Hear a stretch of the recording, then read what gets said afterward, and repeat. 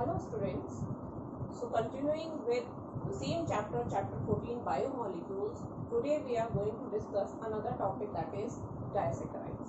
So first we will discuss what are disaccharides. Disaccharides are the carbohydrates which upon hydrolysis produces two monosaccharide units. Now these monosaccharide units can be same or they can be different.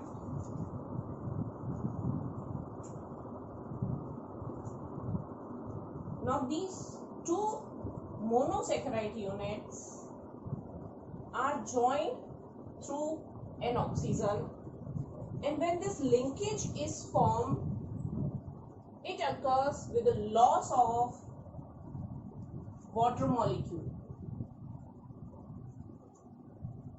Such type of bond or the linkage is known as glycosidic linkage.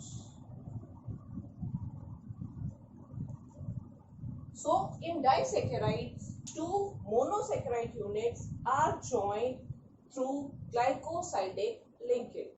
Now let's discuss few examples of disaccharides. So first we will discuss the most common example of disaccharide, that is sucrose.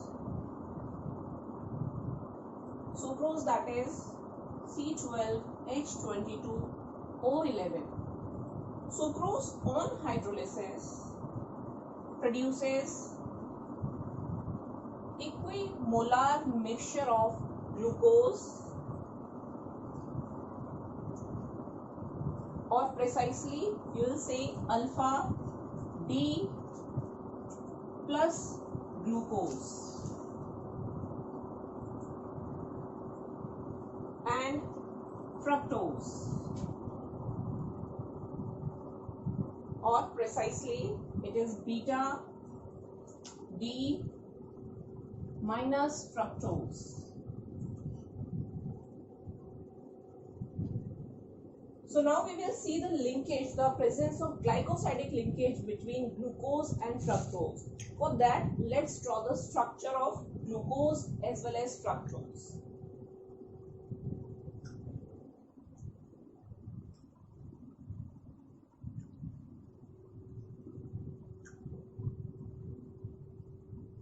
So this is the structure of alpha D glucose.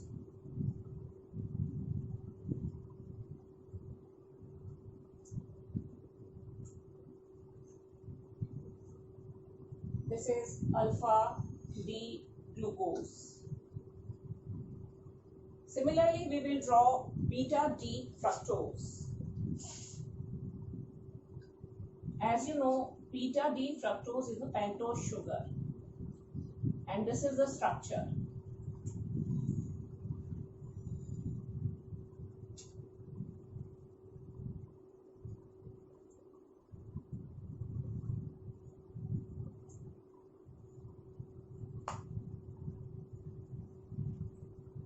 So this is alpha D glucose and this is beta D fructose.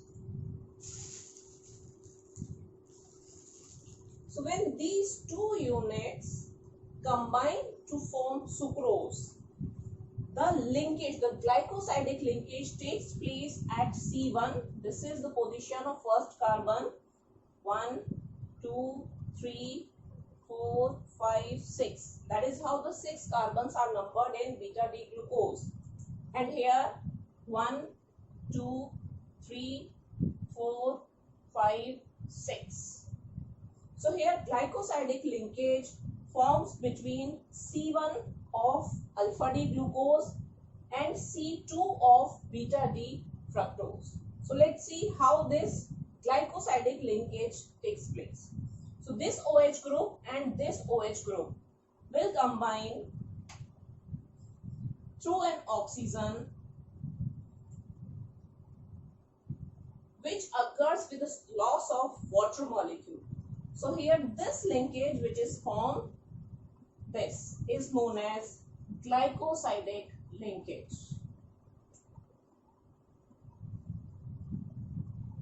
and this is present between C1 of alpha D glucose and C2 of beta D fructose. Now, see both the structures. If you will remember the planar structure of alpha D glucose, C1 is the carbon involved in primary functional group, that is aldehyde. So here is the aldehyde group. And in case of fructose, this C2 carbon is involved in primary functional group, that is ketonic group. So here ketonic group is present. So in both the structures, the carbons which was involved in primary functional group are now busy in forming glycosidic linkage. Since these carbons are not free, that's why they will not give Tollens test as well as Fehling's test. And since they are not giving Tollens test and Fehling's test, sucrose is a non-reducing sugar.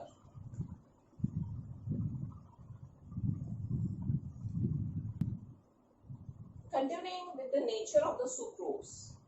Sucrose is basically dextrorotatory. It means it will rotate the plane polarized light towards right side. Now, sucrose when hydrolyzed gives glucose as well as fructose. So on hydrolysis, when glucose is produced, this glucose is also dextrorotatory. And it rotates the plane polarized light by an angle of 52.5 degree. Whereas the fructose which is formed here is levorotatory. And it rotates the angle of plane polarized light by minus 92.4 degree. So as you can see, the dextrorotation is less than the levorotation. So after hydrolysis, there will be a change in sign of rotation. That's why sucrose is also known as invert sugar.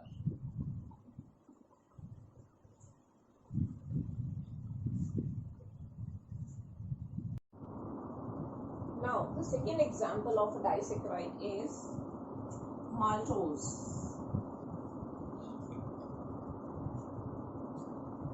Maltose is a disaccharide which consists of two monosaccharide units of alpha D glucose. It means both the units are same, that is alpha D glucose.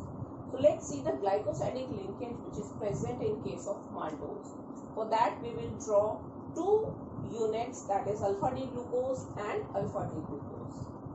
So the structure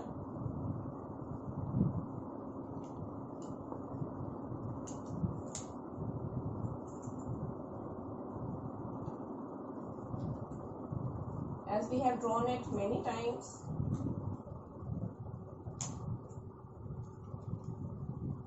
This is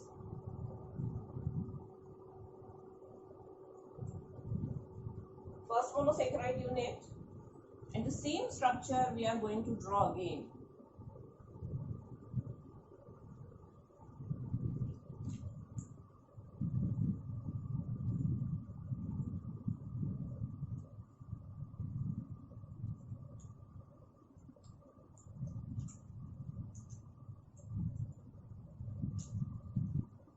So this is another unit. If we will number the carbons present in this alpha D glucose and alpha D glucose, then 1, 2, 3, 4, 5, 6. 6 carbons. Similarly, for this 1, 2, 3, 4, 5, 6. So now here glycosidic linkage is formed between the first carbon of first unit and the fourth carbon of second unit. So now let's draw the glycosidic linkage. Here these two OH group will replace a glycosidic linkage through oxygen. So that is how this glycosidic linkage is formed.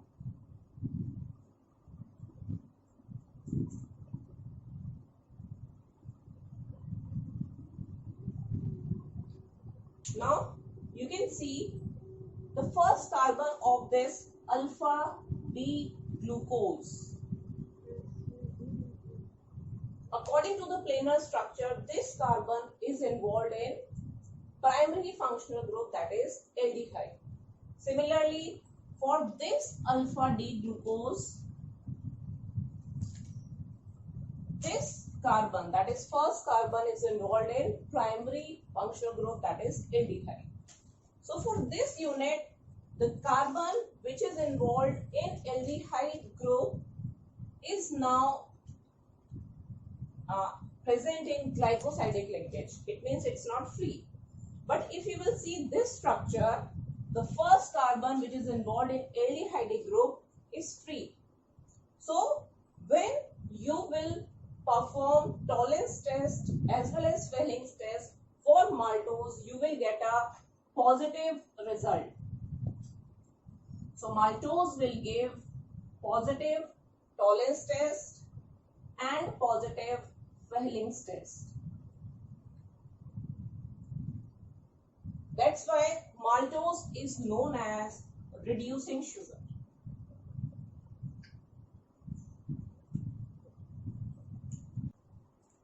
Now the third example of disaccharide, that is lactose. Lactose is also known as milk sugar as it is present in milk. So lactose is a disaccharide of two monomeric units. First monomeric unit is beta D galactose and the other monosaccharide unit is beta D glucose. So for seeing the glycosidic linkage present in the two monosaccharide units for forming lactose, let's draw the structure. So first, we'll draw for beta D glucose.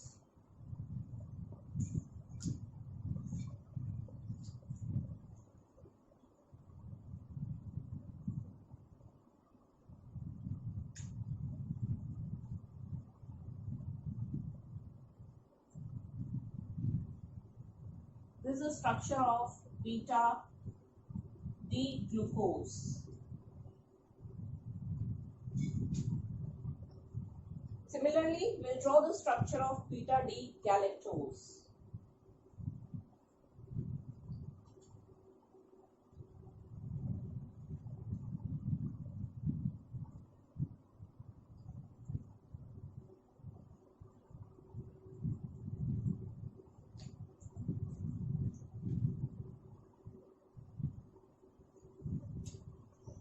So this is the structure of beta D galactose.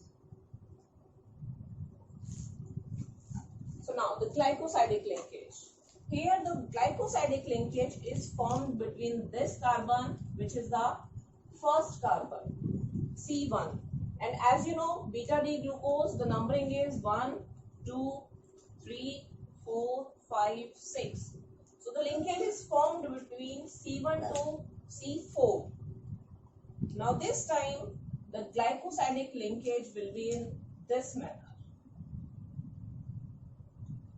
So here again loss of water will take place and this glycosidic linkage will be formed.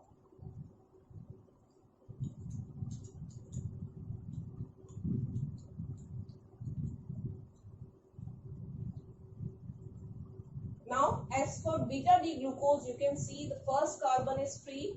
Since this carbon is involved in the primary functional group, which is aldehyde, so this whole compound, that is lactose, will give a positive test for tolerance and Fehling's. That's why lactose is a reducing sugar.